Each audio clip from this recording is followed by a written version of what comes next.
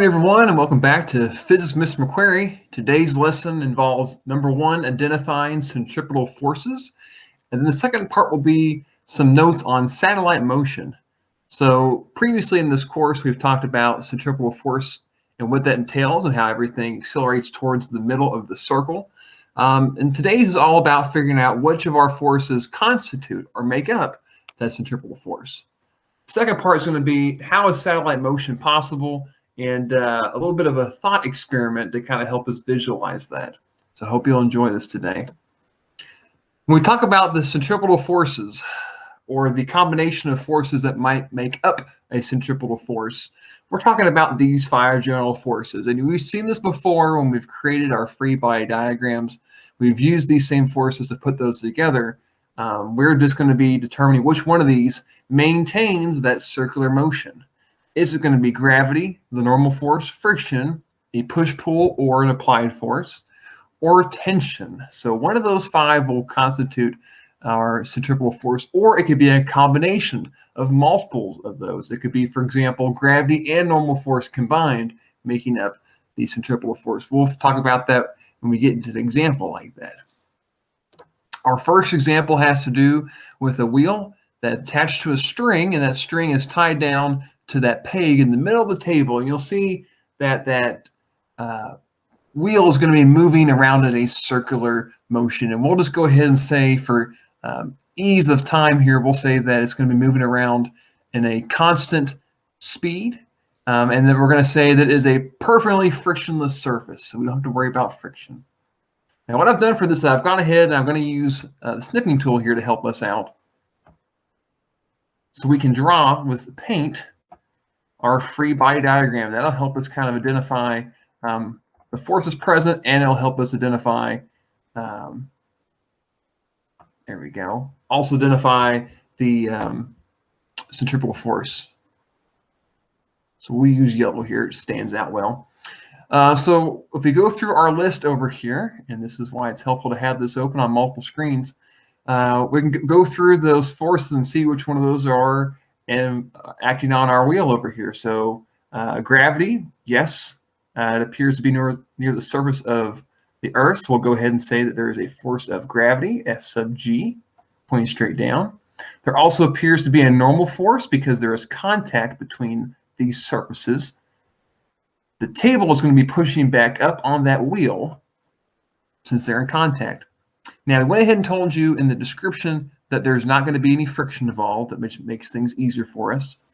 There is not going to be a push or pull. I don't see an applied force, but we do see a tension force here being applied by this string. So our free body diagram, if we had to, will look something like this. We can see our three forces present.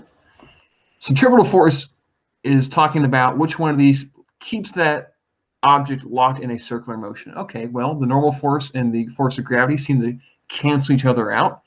They don't have an effect on it, but the tension force here is left unopposed. That tension force, or that string, is responsible for keeping that wheel locked in a circular motion. So that's an example there of identifying. Our next example is going to be something a little more complex, and I'll zoom in here momentarily so you get a better look at this. It's a ball suspended by a string on a string from appears some type of ceiling. Notice so far in both of these examples, we've had a physical string that has been present. That makes our work a little easier to conceptualize, right? So I'll go ahead and get that slide up there again. We'll do the same thing as before. We'll talk about what are we seeing here in terms of forces. Okay. Get that brush back out again. We're still seeing gravity. Gravity's going to pull us straight down. Now, there's no normal force this time, and that's because there is no contact between that ball and some type of surface. Friction, we can make the argument that there is air resistance. We would say that air resistance would be the opposite of the motion. So if that ball is rotating clockwise, we would say that air resistance is going counterclockwise. It'll resist that. We can also say that there is a push or a pull. No, we can't, right? Because there's nothing pushing or pulling on it. So far, only got is gravity. What about tension? Yes, tension. There is a physical string present.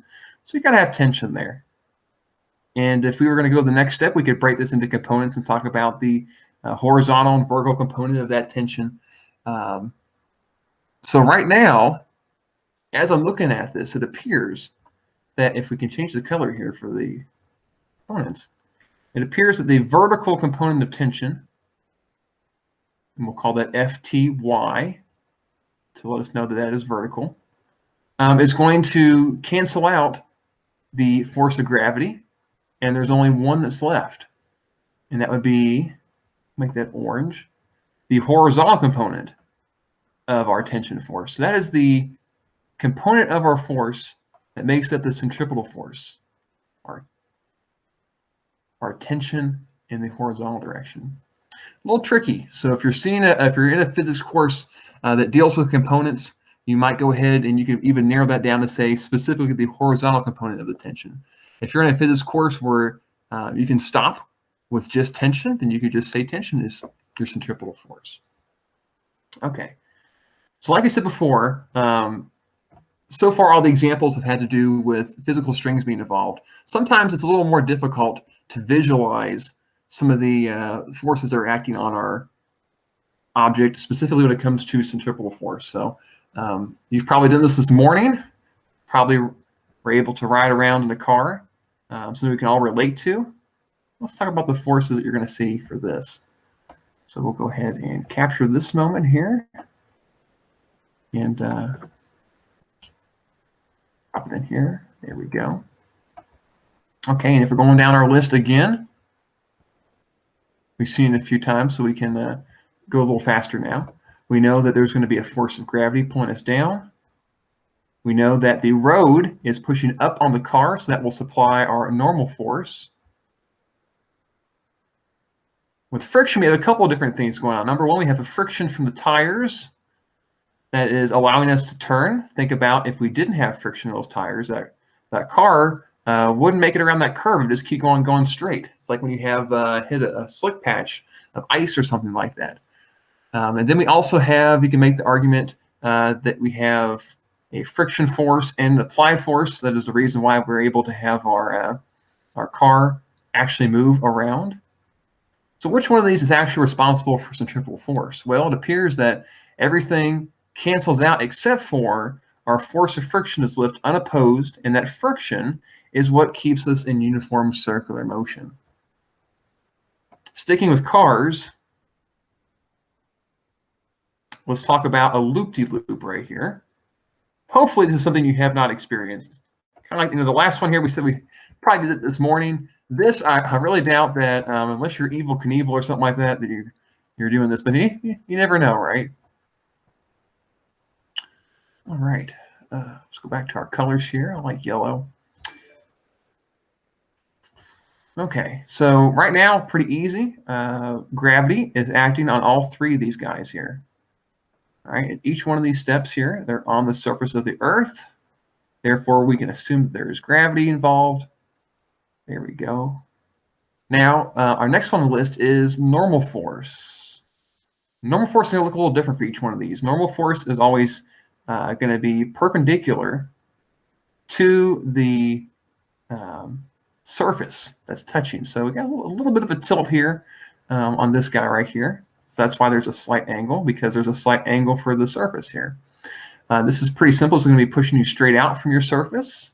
So in this case now, it looks almost like it's due left, or in this case. And this one here is going to be pulling us down. So we'll have another vector there to let us know that's from the normal force. Okay. There we go. Now, just for the ease of things here, let's change our colors because it's getting a little crowded. Any other forces? We go down the list again. Well, there is friction, and friction is going to oppose the direction of motion. So since our car is going in a counterclockwise fashion, that means that our friction will go in the opposite, which is clockwise. So that's why it's going in that direction. Okay. Now we think about tension force. No, there's no string involved here, and the applied force, unless we're specifically told that that car being self-powered or something like that, we could ignore that. So the centripetal force, you can see, is different depending on where you are in the on the loop-de-loop. If you are down here at the bottom, then normal force is supplying all of your centripetal motion. That's the reason why it's staying in that circle, right? The normal force is supplying it here as well. And then over here we have a combination. We have the normal force and gravity are both responsible for keeping us in that circle. So as you notice in the first 3 examples we've done, or 4 examples now, the centripetal force is always pointing towards the middle. We can expect that because centripetal is literally center seeking, correct? Okay, we got one more over here, and this takes us right into our topic on satellites. We'll say right here this is a satellite, or we can call it the International Space Station. I know it doesn't look exactly like it, but if you want to call it that, you can call it that. Go back to yellow here. Okay. Obviously, there is gravity. Okay, gravity's going to be pulling us towards the Earth. That's a misconception that's easy to kind of forget about. The fact that even though you're in space, there is still gravity, right? It may be further apart, so the magnitude may not be as much as if you were closer to Earth, but you still have it. There's no contact for our normal force. There's no string for our tension force. Friction, because you're in space, we're going to say that there's limited friction involved, limited air resistance. There doesn't appear to be an applied force, unless you want to call maybe the thrusters that are keeping that at extraordinary speeds. I guess we can go ahead and put up the applied force there. There we go. You can put that on there. So we have 2 forces. Which one of those is keeping it in the circle? Well, we have gravity over here that is keeping it in the circle. If there was no gravity, then that satellite would just kind of fly off into deep space. It wouldn't have to, it wouldn't be circling around our planet, right? Excellent. So that's the first part of this lesson about identifying centripetal forces. The second part is going to deal with, and we'll blow this up over here so you can see it easier, satellite motion. Now, if you, Veritasium has a great video. It's called "Why Are Astronauts Weightless?" If you have an opportunity to look that up, it's going to be a really great visual. He raises some really big questions that we kind of take for granted, that maybe there's some misconceptions coming in. Like, for example, people think that because you're in space, there is no gravity, and that's why you float. You're in 0G, and things of that nature. And that the distance between the International Space Station and the Earth must be absolutely enormous. You know, maybe it's halfway between us and the moon. And he debunks a lot of those myths. He talks about that we are all just basically falling at the same rate. So the International Space Station and that astronaut in the middle are both falling at the same rate. Kind of like if you're at like drop zone at Kings Island and you look over at the person next to you and they look over at you, from your frame of reference, you're just floating, right, compared to the other person. If you were inside a box, for example, and weren't able to look outside, you might think you were just floating. That's what is happening with this. And well, I'm going to go ahead. There we go. And Newton had an excellent thought about this. It kind of helped explain how come our satellites like the moon, natural satellites, or our synthetic satellites, why don't they crash into our Earth? And Newton had this idea. He says, just pretend for a minute that we could have a giant tower at the North Pole. And on that giant tower, there is a cannon. And well, what do cannons do? They shoot cannonballs, right? So you shoot a cannonball off of the North Pole, and it goes pretty far, right? It goes, let's say it lands somewhere looks like in Europe, Southern Europe or something like that.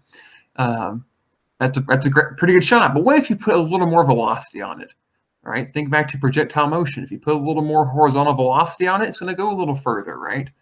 Let's say this time instead of in Southern Europe, it lands somewhere in Madagascar. It got pretty far around the surface of the Earth. Now consider if you put a little more horizontal velocity into it. And this is what will happen. All right, not the prettiest picture in the world, but it'll go out, it'll kind of come towards the Earth because gravity is pulling that ball in. But as that ball falls, it literally falls away from the curvature of the Earth. All right, as it falls, it just barely misses the Earth. It goes sideways a little more, starts to fall towards the Earth. It barely misses, and eventually it'll circle all the way around. And at that point, you've got an orbit. Think of it as we're all just falling, but in orbit, you happen to fall and just barely miss the Earth. Literally, orbit is just falling towards the ground, but having the good sense to miss it. All right, it's basically just good aim. I usually don't do this, but there are some great tools on Khan Academy, and I want to highlight that. There are some great questions that will test your understanding of both of these subjects that you can look at. Till next time, see ya.